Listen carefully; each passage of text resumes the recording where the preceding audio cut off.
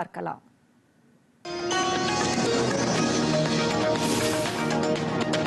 Indie கூட்டணி ஆட்சிக்கு வந்தால் மதவாத இனவாத மோதல் அதிகரிக்கும். பாஜக மூத்த தலைவரும் பிரதமருமான நரேந்திர மோடி விமர்சனம்.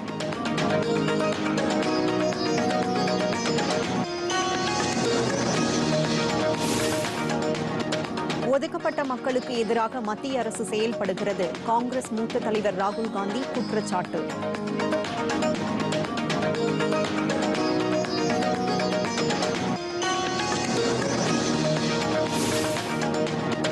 காங்கிரஸ் கூட்டணி ஆட்சி அமைத்தால் பாகிஸ்தானுக்கு உரிய பதிலடி தரும் தலைவர்கள் இருக்கிறார்களா? மத்திய உள்துறை அமைச்சர் அமித்ஷா கேள்வி.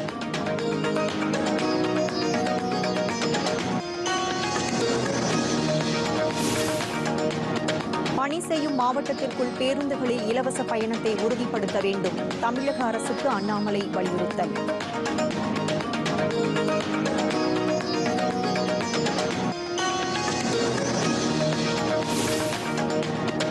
தமிழ்நாட்டில் வைகாசி விசாக திருவிழா கோலாகலம். முருகனின் அறுபடை வீடுகளில் தேரோட்டம்.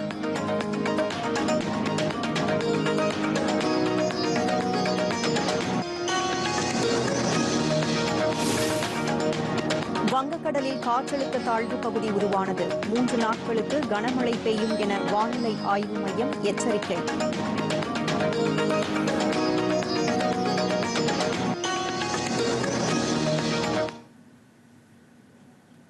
இனி விரிவான செய்திகள். இண்டி கூட்டணி ஆட்சிக்கு வந்தால் மதவாத இனவாத மோதல் அதிகரிக்கும் என பாஜக மூத்த தலைவரும் பிரதமருமான நரேந்திர மோடி தெரிவித்துள்ளார். உத்தரப்பிரதேச மாநிலம் ஸ்ரவஸ்தில் உரையாற்றிய அவர், புற்றுநோயை விட கொடுமையானது மதம் என்றும் இனவாதம் எனவும் இண்டி கூட்டணியினர் இந்த நோய்க்கு ஆட்பட்டுள்ளனர் எனவும் தெரிவித்தார். அவர்களை ஆட்சியில் அமர்த்தினால் நாட்டை அழித்து விடுவார்கள் என்றும் குறிப்பிட்டார். ஏழைகளுக்கு 4 கோடி வீடுகள் பாஜக ஆட்சியில் கட்டிக் கொடுக்கப்படுவதாக தெரிவித்த பிரதமர், சமாஜ்வாதி, காங்கிரஸ் இதுபோன்ற மக்கள் நலத்திட்டங்களை நிறுத்துவதாக முடிவு எடுத்துள்ளன என்று பிரதமர் குற்றம் சாட்டினார். முன்னதாக உத்தரப்பிரதேச மாநிலம் பஸ்தியில் நடைபெற்ற பிரச்சார கூட்டத்தில் உரையாற்றிய அவர், நடந்து முடிந்த 5 கட்ட தேர்தலில் பெரும்பான்மையான இடங்களை பாஜக பிடித்துவிடும் என்று அவர் நம்பிக்கை தெரிவித்துள்ளார்.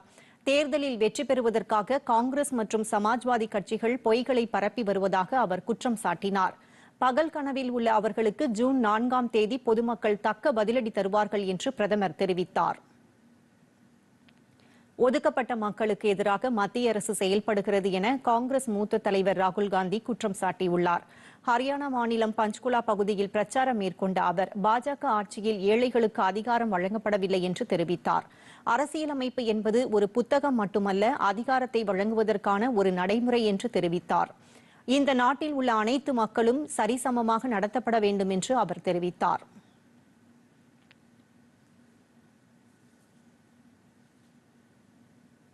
முன்னதாக ஹரியானாவில் சோனிபட்டில் பேசிய ராகுல் காந்தி, நரேந்திர மோடி உள்ளிட்ட பாஜக தலைவர்கள் அரசியலமைப்பை அழிக்க முயற்சிக்கிறார்கள் என்று குற்றம் சாட்டினார். உலகில் உள்ள யாருக்கும் இந்திய அரசியலமைப்பை அழிக்கக்கூடிய சக்தி இல்லை என்று ராகுல் காந்தி கூறினார்.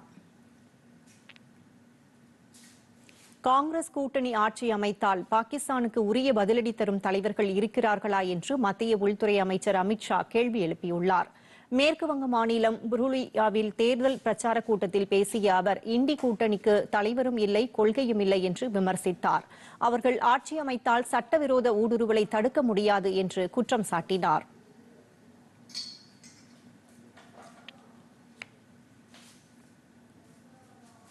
முன்னதாக மேற்கு வங்க மாநிலம் காட்டல் பகுதியில் தேர்தல் பிரச்சாரம் மேற்கொண்ட அவர், திரிணாமுல் காங்கிரஸ் மேற்கு வங்கத்தை ஊழல் மிகுந்த மாநிலமாக மாற்றியுள்ளதாக அவர் குற்றம் சாட்டினார். ஆக்கிரமிப்பு காஷ்மீர் இந்தியாவின் ஒருங்கிணைந்த பகுதிதான் என்றும் அது விரைவில் இந்தியாவுடன் இணையும் என்றும் அமித்ஷா தெரிவித்தார். காங்கிரசின் கொள்கை முடிவுகள் பொதுமக்களுக்கு அதிகாரம் அளிக்கக்கூடியதாகவே எப்போதும் இருப்பதாக காங்கிரஸ் கட்சியின் பொதுச் செயலாளர் பிரியங்கா காந்தி தெரிவித்துள்ளார். ஜார்க்கண்ட் மாநிலம் கோடா பகுதியில் நடைபெற்ற பிரச்சார கூட்டத்தில் அவர் உரையாற்றினார். அப்போது பாஜக அரசு பொதுமக்களை பற்றி சிந்திப்பதில்லை என்றும் அவர்களால் சரியான கொள்கை முடிவுகளை எடுக்க முடியாது என்றும் குற்றம் சாட்டினார். பொய்யான குற்றச்சாட்டுகள் மூலம் தேர்தல் வருவதற்கு முன்பே ஹேமந்த் சோரனை சிறைக்கு அனுப்பினால் ஜார்க்கண்டில் வென்றுவிடலாம் என பிரதமர் மோடி நினைப்பதாக அவர் கூறினார். பாஜகவை எதிர்த்து நிற்கும் கல்பனா சோரன் மகளிர் சக்திக்கு அடையாளமாக திகழ்வதாக பிரியங்கா காந்தி தெரிவித்தார். அவசர நிலையின் மூலம் ஜனநாயகத்தை காங்கிரஸ் வலுவிழக்கச் செய்தது என பாதுகாப்புத்துறை அமைச்சர் ராஜ்நாத் சிங் குற்றம் சாட்டியுள்ளார். ஹரியானாவின் கர்னல் பகுதியில் பிரச்சாரம் மேற்கொண்ட அவர், பிரதமர் மோடி ஆட்சிக்கு வந்தால் ஜனநாயகம் பாதிக்கப்படுவதாக கூறும் காங்கிரஸ், முன்னாள் பிரதமர் இந்திரா காந்தி ஆட்சி காலத்தில் அவசர நிலையின் போது ஜனநாயகம் வலுவிழக்கச் செய்ததை காங்கிரஸ் நினைத்து பார்க்க வேண்டும் என்று அவர் தெரிவித்தார். அவசர நிலையின் போது லட்சக்கணக்கான மக்கள் சிறையில் தள்ளப்பட்டுள்ளனர் என்று கூறிய அவர், தானும் 24 வயதிலேயே சிறைவாசத்தை அனுபவித்ததாக கூறினார். முன்னதாக தில்லியில் சரிதா விஹார் பகுதியில் நடைபெற்ற பிரச்சார பொதுக்கூட்டத்தில் அவர் கலந்து கொண்டு பாஜக வேட்பாளர்களுக்கு ஆதரவாக பிரச்சாரம் செய்தார். விரைவில் நடைபெறவுள்ள 7ஆம் கட்ட தேர்தலில் 954 வேட்பு மனுக்கள் ஏற்கப்பட்டுள்ளதாக தேர்தல் ஆணையம் தெரிவித்துள்ளது. இந்தியாவில் 7 கட்டங்களாக மக்களவைத் தேர்தல் நடைபெற்று வருகிறது. உத்தரப்பிரதேசம், பஞ்சாப், மேற்கு வங்கம், சண்டிகர் உள்ளிட்ட 8 மாநிலங்கள் மற்றும் யூனியன் பிரதேசங்களில் உள்ள 57 தொகுதிகளில் 7ஆம் கட்ட தேர்தலுக்கான வாக்குப்பதிவு வரும் ஜூன் 1ஆம் தேதி நடைபெறவுள்ளது. இந்த தேர்தலில் தாக்கல் செய்யப்பட்ட 2105 வேட்பு மனுக்களில் 954 வேட்பு மனுக்கள் ஏற்றுக்கொள்ளப்பட்டன. இதில் பஞ்சாபில் இருந்து அதிகபட்சமாக 598 வேட்பாளர்கள் தங்களது வேட்பு மனுக்களை தாக்கல் செய்துள்ளனர். இந்த தொகுதிகளில் வெற்றி கொடியை நாட்ட அனைத்து கட்சி வேட்பாளர்களும் தீவிர பிரச்சாரத்தில் ஈடுபட்டுள்ளனர். மக்களவைத் தேர்தலில் பாஜக அமோக வெற்றி பெறும் என்று மத்திய அமைச்சரும் பாஜக மூத்த தலைவருமான ஹர்தீப் சிங் பூரி நம்பிக்கை தெரிவித்துள்ளார். புதுதில்லியில் செய்தியாளர்களை சந்தித்த அவர், கடந்த 10 ஆண்டுகளில் 54,000 கோடி ரூபாய் அளவிற்கு வளர்ச்சி திட்டங்களை பாஜக தில்லியில் செயல்படுத்தியுள்ளதாக அவர் தெரிவித்தார். ஆயுஷ்மான் பாரத், பிரதமரின் வீட்டு வசதி திட்டம் உள்ளிட்ட மக்கள் நலத் திட்டங்களை ஆம் ஆத்மி அரசு தில்லியில் செயல்படுத்தவில்லை என்று குற்றம் சாட்டினார். மக்கள் நலனில் கவனம் செலுத்தாமல் அம்மாநில முதலமைச்சர் அரவிந்த் கெஜ்ரிவால் சொகுசு பங்களாவில் வாழ்ந்து வருகிறார் என்று குற்றம் சாட்டினார். அமலாக்கத்துறை கைது செய்ததை எதிர்த்து ஹேமந்த் சோரன் தரப்பில் தாக்கல் செய்த மனுவை உச்சநீதிமன்றம் தள்ளுபடி செய்து உத்தரவிட்டுள்ளது. ஜார்க்கண்ட் மாநிலத்தில் நில மோசடி தொடர்பான வழக்கில் ஜனவரி 31ஆம் தேதி அம்மாநில முன்னாள் முதலமைச்சர் ஹேமந்த் சோரனை அமலாக்கத்துறை கைது செய்தது. இதனை எதிர்த்து ஹேமந்த் சோரன் மனு தாக்கல் செய்திருந்தார். இந்த மனு நீதிபதிகள் தீபங்கர் தத்தா மற்றும் சதீஷ் சந்திர சர்மா ஆகியோர் அடங்கிய விடுமுறை கால அமர்வில் இன்று விசாரணைக்கு வந்தது. அப்போது ஹேமந்த் சோரன் பண மோசடி செய்ததற்கான முதன்மை ஆதாரங்கள் இருப்பதாக விசாரணை நீதிமன்றம் ஒப்புக்கொண்ட பிறகு அமலாக்கத்துறையின் கைது நடவடிக்கையை செல்லாது என எப்படி கூற முடியும் என நீதிபதிகள் கேள்வி எழுப்பினர். இதனைத் தொடர்ந்து ஹேமந்த் சோரனின் மனுவை ஏற்க முடியாது என்று கூறி மனுவை நீதிபதிகள் தள்ளுபடி செய்தனர். சிறிய இடைவெளிக்கு பிறகு செய்திகள் தொடரும்.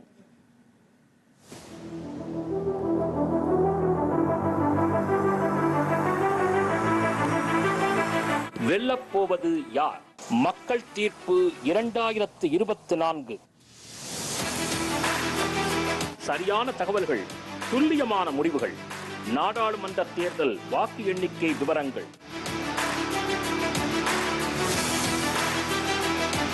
உடனுக்குடன் உங்கள் டிடி தமிழ் ஜூன் 4ஆம் தேதி காலை 7 மணி முதல் இரவு 11 மணி வரை தொடர் நேரலை.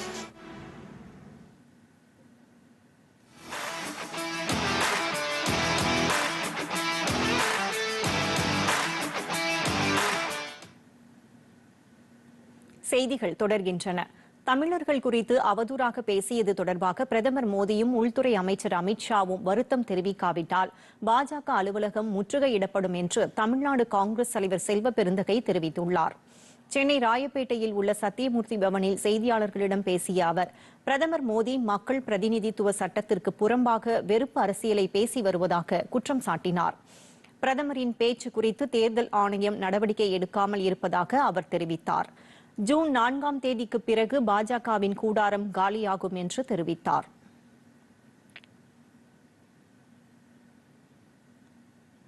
இனி தொடர்வது எக்ஸ்பிரஸ் செய்திகள்.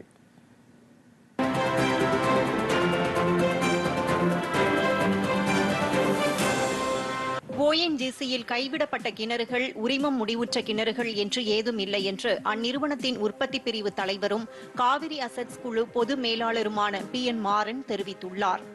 மயிலாடுதுறையில் செய்தியாளர்களிடம் பேசிய அவர், மயிலாடுதுறை மாவட்டம் குத்தாலம் பகுதியில் 8 எண்ணெய் கிணறுகள் மராமத்து பணிகள் செய்ய வேண்டியுள்ளது என்று கூறினார். மேலும் மராமத்து பணிகள் குறித்த சரியான புரிதல்கள் இல்லாததால் சில அமைப்பினர் எதிர்ப்பு தெரிவித்து போராட்டம் நடத்துவதாகவும் மாறன் தெரிவித்தார். ஒவ்வொரு மாதமும் 300க்கும் அதிகமான புதிய பேருந்துகள் மக்கள் பயன்பாட்டுக்காக கொண்டுவரப்படுவதாக மாநில போக்குவரத்து துறை அமைச்சர் சிவசங்கர் தெரிவித்துள்ளார். இதுகுறித்து வெளியிடப்பட்டுள்ள செய்திக்குறிப்பில், திமுக அரசு பொறுப்பேற்ற 2021-24 ஆண்டு வரையில் 4 ஆண்டு காலத்தில் 29,502 என ஆண்டுக்கு சராசரியாக 7,375 கோடி நிதி ஒதுக்கீடு செய்யப்பட்டுள்ளதாக தெரிவித்துள்ளார். கடந்த 10 ஆண்டுகளில் பலனடைந்த கோடீஸ்வரர்களில் முதன்மையானவராக அதானி விளங்கி வருவதாகவும், அதானி குழுமம் தரம் குறைந்த நிலக்கரியை மிக உயர்ந்த விலைக்கு விற்று லாபம் ஈட்டியதாக ஆதாரத்துடன் செய்தி வெளியாகியுள்ளது என தமிழக காங்கிரஸ் கமிட்டி தலைவர் செல்வ பெருந்தகை தெரிவித்துள்ளார். இதுகுறித்து அவர் வெளியிட்டுள்ள செய்தி அறிக்கையில், குறைந்த கலோரி கொண்ட நிலக்கரியை 2014ஆம் ஆண்டு முதல் 22 முறை 1.5 மில்லியன் டன் கப்பல் மூலம் அனுப்பியிருப்பது உறுதி செய்யப்பட்டுள்ளதாக தெரிவித்துள்ளார். இதன் மூலம் அதானியின் நிலக்கரி ஊழல் குறித்து பாஜக பதில் சொல்லியாக வேண்டும் என்றும் செல்வ பெருந்தகை தமது அறிக்கையில் தெரிவித்துள்ளார். காஞ்சிபுரத்தில் வேளாண் வளர்ச்சிப் பணிகளை மாவட்ட ஆட்சியர் கலைச்செல்வி மோகன் பார்வையிட்டு ஆய்வு செய்தார். வேளாண்மை இணை இயக்குநர் அலுவலகத்தில் பணியாற்றி வரும் அலுவலர்களிடம் மாவட்டத்தில் விவசாயிகளுக்கு வேளாண்மை துறை மூலம் செயல்படுத்தப்பட்டு வரும் திட்டங்கள் குறித்து கேட்டறிந்தார். மேலும் இடுபொருட்கள் உள்ளிட்ட விவசாய பொருட்கள் வழங்குவதை உறுதி செய்ய வேண்டும் என்றும் அவர் கேட்டுக் கொண்டார். சுதந்திர தின விழாவின் போது பெண்கள் முன்னேற்றத்திற்கு சிறந்த சேவை புரிந்த சமூக சேவகர் மற்றும் தொண்டு நிறுவனத்திற்கான விருதுகள் தமிழ்நாடு அரசு வழங்கி வருகிறது. இந்த 2024ஆம் ஆண்டிற்கான விருதுக்கு தகுதியுடையோர் தமிழக அரசின் விருதுகள் இணையதளத்தில் விண்ணப்பிக்கலாம் என்று அரசு வெளியிட்டுள்ள செய்திக்குறிப்பில் தெரிவிக்கப்பட்டுள்ளது.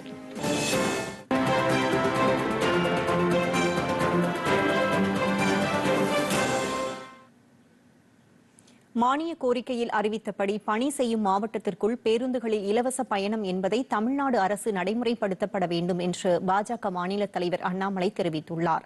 தூத்துக்குடி அரசு பேருந்தில் காவலர் ஒருவர் பயணச்சீட்டு எடுக்காமல் பயணம் செய்த விவகாரத்தில் அவர் மீது துறை சார்ந்த நடவடிக்கை எடுக்க உத்தரவிடப்பட்டுள்ளதாக தெரிகிறது. இதுகுறித்து அவர் வெளியிட்டுள்ள சமூக வலைதள பதிவில், பணி செய்யும் மாவட்டத்திற்குள் இலவச பயணம் என்று அறிவித்து காவலர் ஆறுமுக பாண்டியை துன்புறுத்துவதில் எந்த விதத்தில் நியாயம் என்று கேள்வி எழுப்பியுள்ளார்.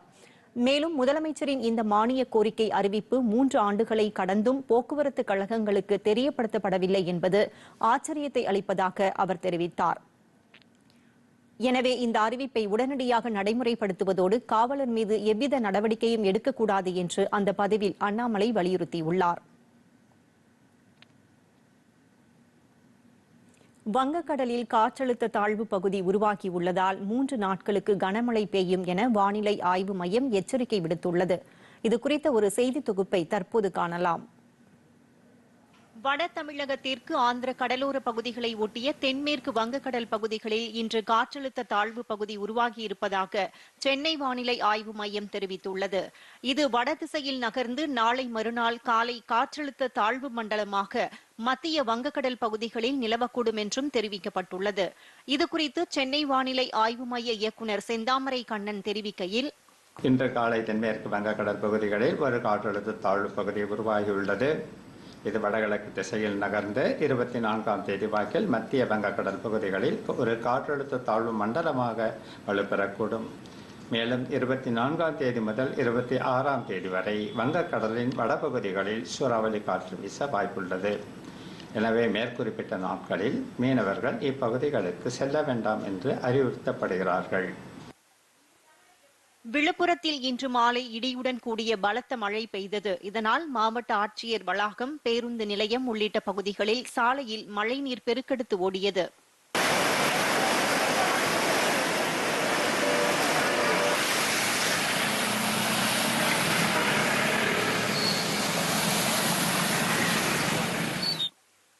கிருஷ்ணகிரி மாவட்டத்தில் ஒசூர், சூலகிரி, தளி உள்ளிட்ட பகுதிகளில் கனமழை பெய்தது. இதனால் தாழ்வான பகுதிகளில் வெள்ள நீர் தேங்கியது.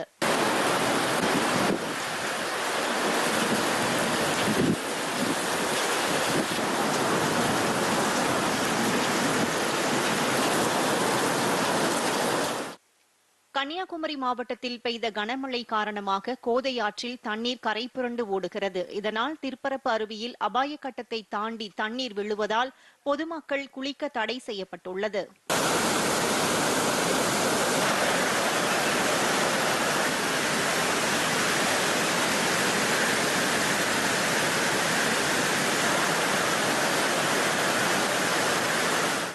குற்றாலம் அருவிகளில் தண்ணீர் ஆர்ப்பரித்து கொட்டுவதால் 6வது நாளாக இன்றும் பொதுமக்கள் குளிக்க தடை செய்யப்பட்டுள்ளது.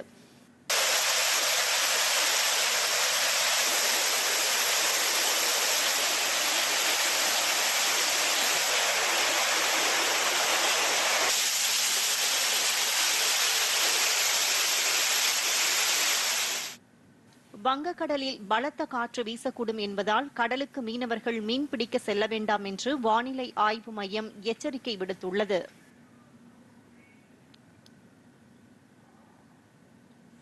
ஏழைகளின் ஊட்டி என்று அழைக்கப்படும் எழில்மிகு ஏற்காட்டில் 47வது கோடை விழா மற்றும் மலர் கண்காட்சி தொடங்கியது. இது குறித்த ஒரு செய்தி தொகுப்பை காணலாம். கிழக்கு தொடர்ச்சி மலைகளின் அரசன் என்றழைக்கப்படும் சேர்வராயன் மலைத்தொடரில் அமைந்துள்ளது எழில்மிகு ஏற்காடு. காட்டின் நடுவே அமைந்துள்ள ஏரியின் பெயரால் ஏரிக்காடு என்றழைக்கப்பட்டு பின்னர் ஏற்காடு என்று பெயர் பெற்ற நிலையில் நகர பகுதியிலிருந்து அரை மணி நேர பயண தூரத்தில் ஏழை எளிய மக்களும் குடும்பத்துடன் வந்து செல்லும் வகையில் அமைந்துள்ளதால் ஏழைகளின் ஊட்டி என்றும் அழைக்கப்படுகிறது.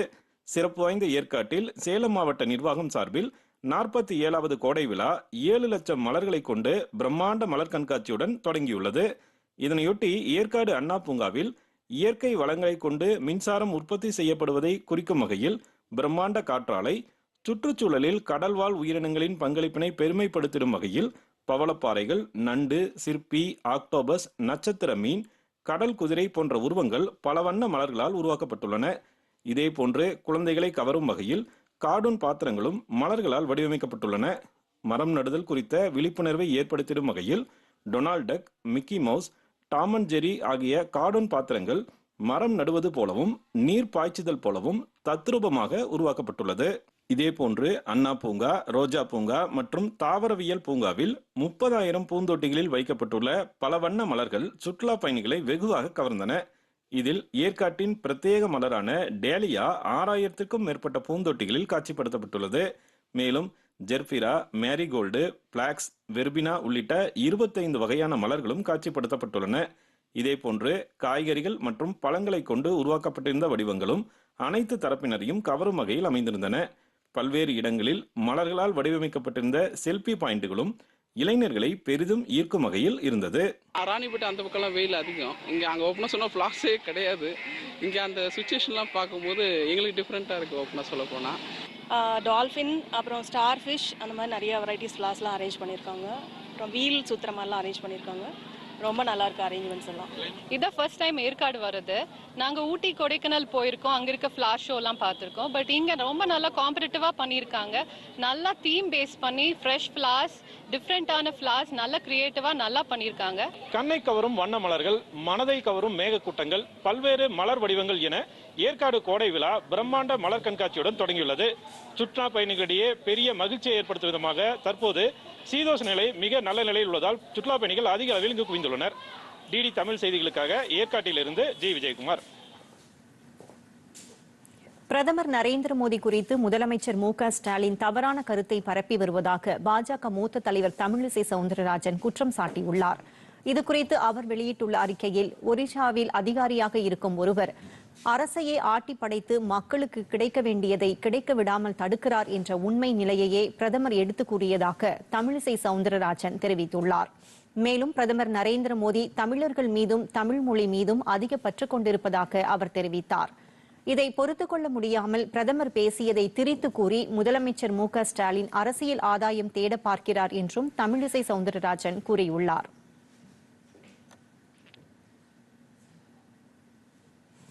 தமிழ் கடவுள் முருகப்பெருமானின் வைகாசி விசாக திருவிழா இன்று கோலாகலமாக கொண்டாடப்பட்டு வருகிறது. இது குறித்த செய்தி தொகுப்பை தற்போது காணலாம். திருச்செந்தூரில் வைகாசி திருவிழாவை முன்னிட்டு ஆயிரக்கணக்கான பக்தர்கள் கடலில் நீராடி சாமி தரிசனம் செய்தனர்.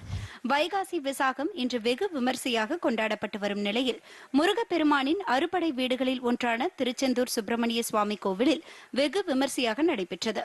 இதற்கான விழா கடந்த 13ஆம் தேதி தொடங்கியது. இதனையொட்டி இன்று பச்சை மற்றும் காவி ஆடை அணிந்தபடி முருக கவசத்தையும் முருகன் பாடல்களையும் பாடியபடி பக்தர்கள் கோவிலுக்கு பாத யாத்திரையாக வந்து வழிபாடு செய்தனர். மதுரை திருப்பரங்குன்றத்தில் சுப்பிரமணிய சுவாமி கோவிலில் காலை முதலே சிறப்பு வழிபாடுகள் நடைபெற்றன. ஆயிரக்கணக்கான பக்தர்கள் பால்குடங்கள் எடுத்து வந்து நேர்த்திக்கடன் செலுத்தினர்.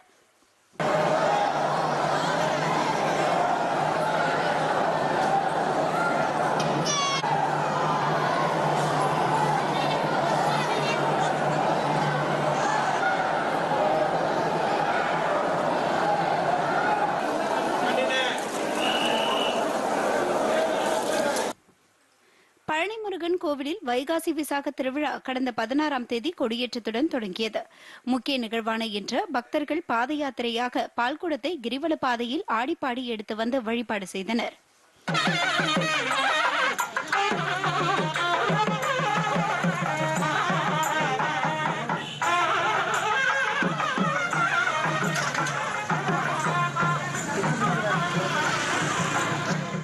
இதேபோல் திருத்தணி சுப்பிரமணிய சுவாமி கோவில் வைகாசி விசாகத்தை முன்னிட்டு மலைக்கோவிலில் உற்சவர் சண்முகருக்கு அபிஷேகம் ஆராதனைகள் செய்யப்பட்டு 308 சிறப்பு அர்ச்சனைகள் நடைபெற்றது. இதனைத் தொடர்ந்து மகா தீபாராதனை நிகழ்ச்சியும் நடைபெற்றது. பக்தர்கள் நீண்ட வரிசையில் நின்று சாமி தரிசனம் செய்தனர்.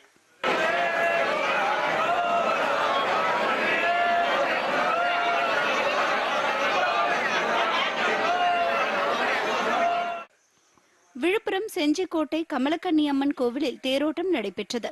இதில் சிறுபான்மையினர் நலன் மற்றும் வெளிநாடு வாழ் தமிழர்கள் நலத்துறை அமைச்சர் செஞ்சி மஸ்தான் கலந்து கொண்டார்.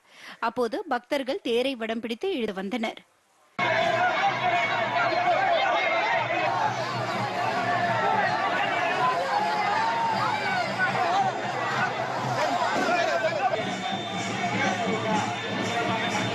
தமிழகத்தில் பிரசித்தி பெற்ற கன்னியாகுமரி பகவதியம்மன் கோவிலில் தேரோட்டம் நடைபெற்றது.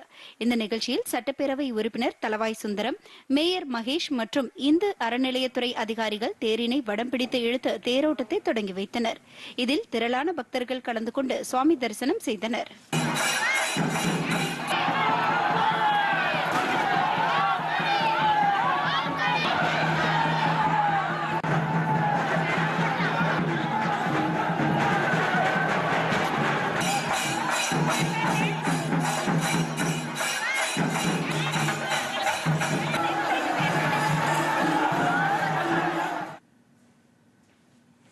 இந்திய தர நிர்ணயம் அமைவனம் சார்பில் காலணிகள் குறித்த மானக் மந்தன் நிகழ்ச்சி சென்னையில் இன்று நடைபெற்றது. இதில் இந்திய தர நிர்ணயம் அமைவனத்தின் துணை தலைமை இயக்குநர் USP யாதவ், மத்திய தோல் ஆராய்ச்சி நிறுவனத்தின் இயக்குநர் ஸ்ரீராம், BIS சென்னை கிளை தலைவர் பவானி ஆகியோர் கலந்து கொண்டனர்.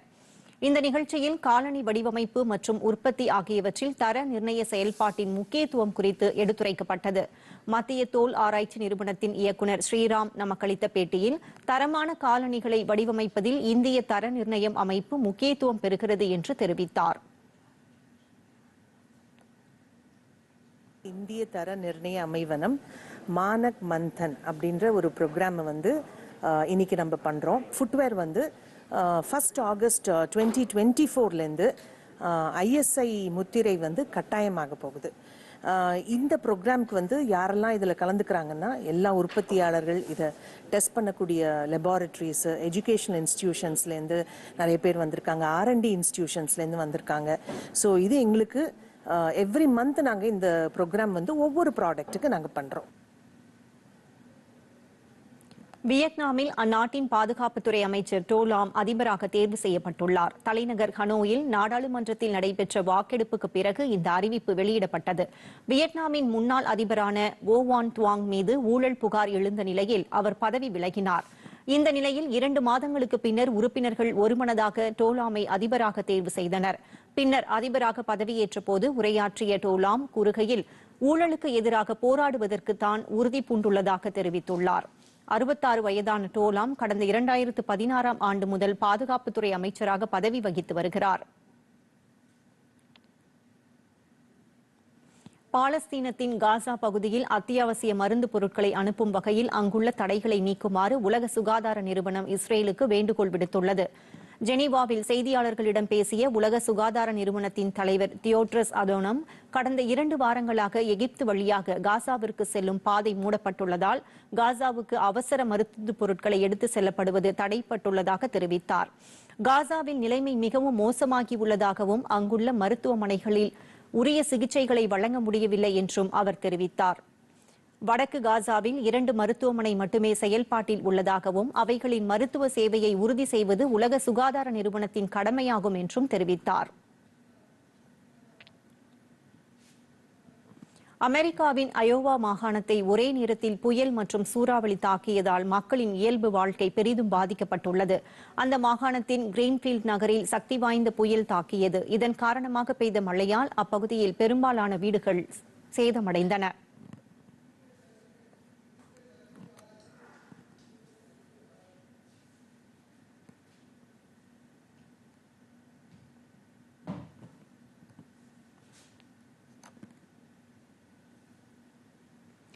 தீவிரவாதத்திற்கு எதிரான நடவடிக்கைகளுக்கு முன்னுரிமை அளிக்க வேண்டும் என ஷாங்காய் ஒத்துழைப்பு கூட்டமைப்பின் வெளியுறவு அமைச்சர்கள் கூட்டத்தில் வலியுறுத்தப்பட்டுள்ளது. கசகஸ்தான் தலைநகர் அஸ்தானாவில் ஷாங்காய் ஒத்துழைப்பு கூட்டமைப்பின் வெளியுறவு அமைச்சர்கள் பங்கேற்ற கூட்டம் நடைபெற்றது. இதில் பிராந்திய பாதுகாப்புக்கான அம்சங்கள், ஜூலை மாதம் நடைபெறும் ஷாங்காய் கூட்டமைப்பு மாநாட்டில் விவாதிக்கப்பட வேண்டிய விஷயங்கள் ஆகியவை குறித்து ஆலோசிக்கப்பட்டது. இக்கூட்டத்தில் மத்திய வெளியுறவு அமைச்சகத்தின் பொருளாதார பிரிவு செயலாளர் தமூர் அமி தலைமையில் இந்திய குழுவினர் பங்கேற்றனர். இதில் தீவிரவாதம், பயங்கரவாதம் ஆகியவற்றிற்கு எதிராக செயல்படுத்த வேண்டிய துரித நடவடிக்கைகளுக்கு முன்னுரிமை அளிக்க வேண்டும் என வலியுறுத்தப்பட்டது.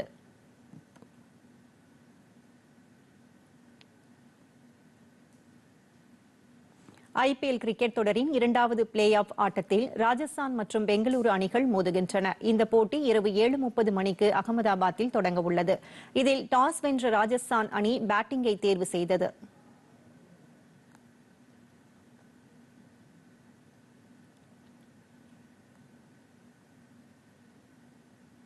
இன்றைய ஆட்டத்தில் வெற்றி பெறும் அணி நேற்று வெற்றி பெற்ற கொல்கத்தா அணியுடன் இறுதிப் போட்டியில் விளையாடும். இறுதிப் போட்டி வரும் 26ஆம் தேதி சென்னையில் நடைபெறவுள்ளது.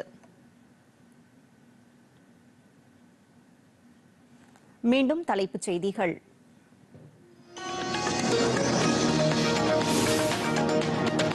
இண்டி கூட்டணி ஆட்சிக்கு வந்தால் மதவாத, இனவாத மோதல் அதிகரிக்கும். பாஜக மூத்த தலைவரும் பிரதமருமான நரேந்திர மோடி விமர்சனம்.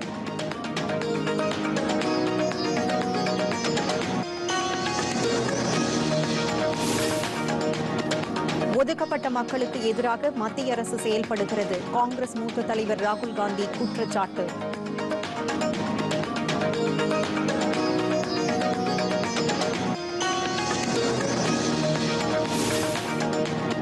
காங்கிரஸ் கூட்டணி ஆட்சி அமைத்தால் பாகிஸ்தானுக்கு உரிய பதிலடி தரும் தலைவர்கள் இருக்கிறார்களா? மத்திய உள்துறை அமைச்சர் அமித் ஷா கேள்வி.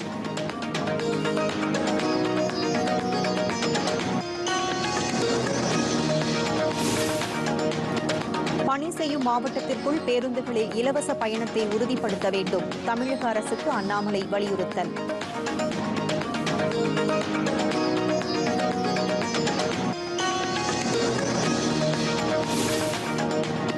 தமிழ்நாட்டில் வைகாசி விசாக திருவிழா கோலாகலம். முருகனின் அறுபடை வீடுகளில் தேரோட்டம்.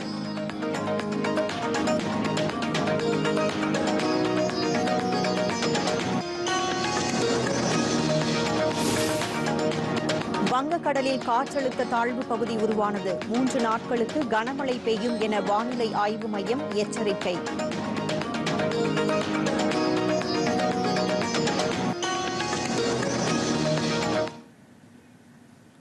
இத்துடன் இந்த செய்திகள் நிறைவடைந்தன. மீண்டும் செய்திகள் இரவு 10 மணிக்கு. வணக்கம்.